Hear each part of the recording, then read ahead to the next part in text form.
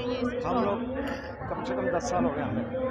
10-12 साल से हम लोग पिछले 10-12 साल से अम्बेडकर जयंती मनाते हैं और यहीं पर अपना पंडाल लगाते हैं और जो भी श्रद्धा से होती है यहाँ पर डिस्ट्रीब्यूट करते हैं प्रसाद वगैरह।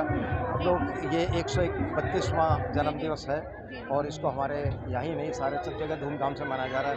तो हम चाहते हैं कि जितने भी लोग हमारे हैं, हमारी कास्ट के नहीं, सभी लोगों को हम जागरूक करना चाहते हैं। संविधान की क्या क्या कंसेप्ट है वो सब लोगों को बताना चाहते हैं, क्योंकि लोगों को अपने लोग जागरूक होंगे, अपने स्वयं के अधिकारों को पता लगाएगा। उनको पता लगेगा कि हमारे क्या क्या अधिकार हैं। लोगों को अपने अधिकारों को पता नहीं। जो आज बाबा साहब के पास जितनी डिग्री हैं, इतनी डिग्री विश्व में शायद किसी के पास हो। ऐसे आदमी जिसने हमारा संविधान बनाया, उस आदमी को लोग पूछते हैं और उनकी जो विचारधारा उसको हम प्रसारित करने के लिए यहाँ आज इकट्ठे हुए। मेरे जनरल सेक्रेटरी हैं श्री उम्मेद कुमार जी। आप उम्मेद कुमार जी से बात कीजिए। बैनर पे लगा रखा है, लिख रखा है कि पंजाब नेशनल बैंक के एम्प्लॉयज़, ये SC/ST के ही एम्प्लॉयज़ बनाते हैं या फिर सभी जाति के लोग आपके साथ आते हैं जो आपके साथ वर्क करते हैं, काम करते हैं? बाबा साहब अम्बेडकर जो हमारी एसोसिएशन है, पंजाब बैंक के अंदर एक एसोसिएशन है जिससे 32,600 आदमी काम करते हैं। वैसे बैंक में 1 लाख आदमी है जो हमारे लोग यहाँ आते हैं। वैसे हमारे अथॉरिटी जो है CMD, ED और बाकी जो हाई ऑफिशियल भी आए हैं, उन्होंने आके जन्मदिन मनाया है। बाबा साहब के उसमें जो है फूल माला चढ़ाई है और एक अच्छा संदेश भी दिया है कि हम सब लोग यूनाइट हैं। और बैंक ने ये भी कहा CMD साहब ने कि हम बैंक का अपने बंदों का पूरा ध्यान रखेंगे। जो भी SC/ST को जो भी चीज़ मिली है उसको पूरा ध्यान रखा जाएगा। सर, जिस हिसाब से यहाँ भीड़ लग रही है संसद मार्ग पे, आपको लगता है कि यही कल को संसद में पहुँचेगी भीड़? देखो मैडम, उम्मीद यही है कि जो उत्साह देखने को मिलता है, हम लोग इससे बहुत मालूम है कि हिंदुस्तान में जितना भी SC/ST वर्ग है वो एक है और बाबा साहब को सब चरणों में हमेशा दफे रहते हैं। बाबा साहब की जो बातें हैं उनको हम अनुभूत करते हैं, उनके अमल करते हैं उस पर जो है, और पूरी उम्मीद है कि एक दिन हम शासक भी बनेंगे देश के। सर, हम जैसे बहुजन समाज की 85% आबादी है, पर अभी तक 70 साल हो गए हैं, 75 साल, पर अभी तक एक भी प्रधानमंत्री नहीं बना। इस पर आप क्या कहना चाहिए? ये मैडम, अब ये दुर्भाग्य हमारा कि 85% की आबादी SC/ST OBC को मिला के है, लेकिन सब यूनाइट नहीं है। यदि यूनाइट होगी तो वो दिन जरूर आएगा जब देश का प्रधान में SC/ST OBC वर्ग से होगा और हमारी कोशिश है कि ये दिन जरूर आएगा। और सर, क्या कहना चाहेंगे मीडिया के माध्यम से बाबा साहब अम्बेडकर की जयंती पर कुछ खास संदेश? मीडिया के माध्यम से यही कहना चाहूँगा, हमें एक रहना चाहिए। बाबा साहब का जो संदेश है उसके वास्तव अमल करना चाहिए, उनके रास्ते पर चलना चाहिए। उन्होंने जो सौहार्द और समानता का, एकता का जो वो दिया, उसमें हमें कार्य करना चाहिए। हम आपस में सब एक हैं और भाईचारे से काम करेंगे और आगे बढ़ते रहेंगे। ये हम कहें जो कोई भी कुरीति हम ना पालें अपने अंदर और बाबा साहब के मिशन को आगे बढ़ा कामयाब बनाएं। Thank you. सर, जैसे आपने बोला कि 10 साल से स्टॉल लगा रहे हैं, तो उस समय जो भीड़ थी और अभी कुछ इम्प्लीमेंट हुआ है? ये काफ़ी दिन से यहाँ स्टॉल सभी डिपार्टमेंट लगा रहे हैं। पहले इतनी भीड़ नहीं होती थी, लेकिन धीरे धीरे भीड़ बढ़ती जा रही है और आगे और ज़्यादा बढ़ेगी। लोगों में जागृति आ रही है और आगे भी जागृति और भी ज़्यादा आएगी। सर, 10 साल पहले और अब में क्या फ़र्क लगता है? नहीं, काफ़ी अंतर है। पहले लोगों में इतनी अवेयरनेस नहीं थी, लेकिन आज की डेट में लोगों में अवेयरनेस है। हाँ, लोग मानते हैं बाबा साहब को। मैं नहीं समझता कोई भी आदमी या ऐसा कोई परिवार होगा जो बाबा साहब को ना मानता हो। मेरा मानना है चीज़ आगे और संख्या बढ़ती चली जाएगी। कहीं बाबा साहब को एक समाज तक सीमित तो नहीं कर दिया गया?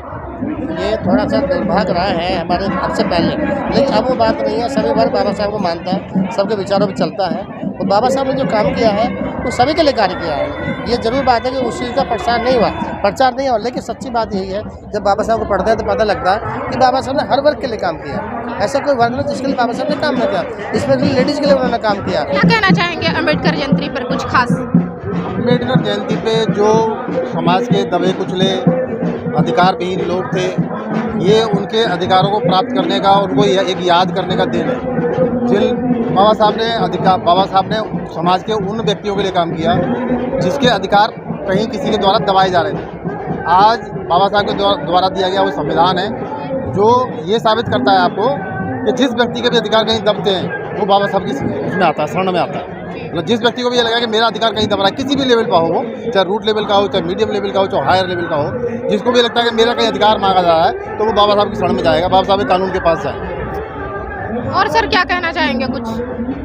पहले में और अब में बहुत ज़्यादा अवेयरनेस आ गई है। दलित समाज में जो लोग हैं, एम्प्लॉई हैं, सामान्य जनता है, वो बहुत जागरूक होती जा रही है। अब पहले जब हमने आज से 25 साल पहले का जब शुरुआत की थी यहाँ पे, तो कुछ सीमित संख्या में स्टॉल लगते थे, बाहर की तरफ ज़्यादा नहीं था, जनसंख्या कुछ कम थी।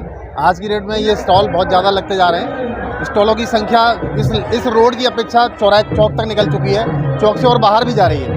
वो बढ़ती जा रही है। जब मतलब हमने पिछले 25 साल से लगातार मेरा यहाँ पे आना जाना है और मैं देख रहा हूँ कि लगातार भीड़ बढ़ रही है, लगातार बैनर बढ़ते जा रहे हैं। पहले हम इसको एक जयंती के रूप में मनाते थे, आज यहाँ पे हर तरह की, जैसे एक सामने आपके लगा हुआ है कि B.Tech करनी हो, M.Tech करनी हो, MBA करनी हो, किसी भी तरह की एक गाइडेंस भी दे रहे हैं। मतलब जो बाबा साहब के द्वारा पढ़े लिखे लोग थे जिन्होंने अधिकार दिया बाबा साहब ने, वो लोग आज सोसाइटी को पे बैक सोसाइटी के तौर पे उनको सर्विस दे रहे हैं समाज के लिए।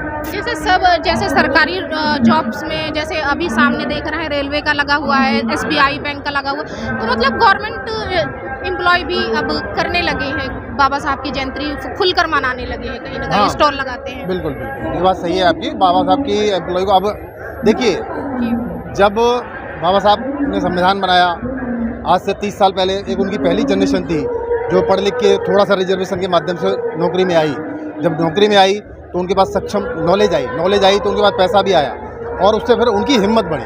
आज वो पीढ़ी, तीसरी चौथी पीढ़ी बाबा साहब की चल रही है, जो रिजर्वेशन से, फाइनेंशियली सपोर्ट से आज काफ़ी स्ट्रॉन्ग लेवल पे आ चुकी है। इसीलिए लोगों में भीड़ बढ़ती जा रही है, इसीलिए लोगों में जागरूकता बढ़ रही है, इसीलिए लोग बाहर निकल रहे हैं।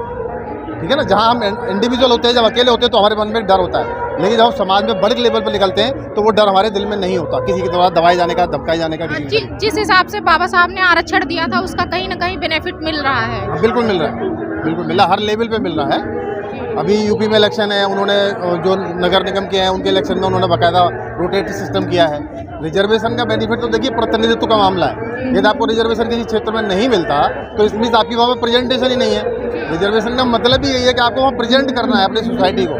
तो बाबा साहब के रिजर्वेशन का जो दिया हुआ फ़ायदा था वो सभी वर्गों में मिल रहा है, वो चाहे SC ST OBC हो, माइनॉरिटीज़ में भी हो, जो SC ST हैं, OBC है, बैकवर्ड है, वो सारे मुस्लिम्स में भी हैं, दूसरी कम्युनिटीज़ में भी है, तो उन लोगों को भी उस जगह पर रिप्रेजेंटेशन मिल रहा है जहाँ पर नहीं मिल रहा था।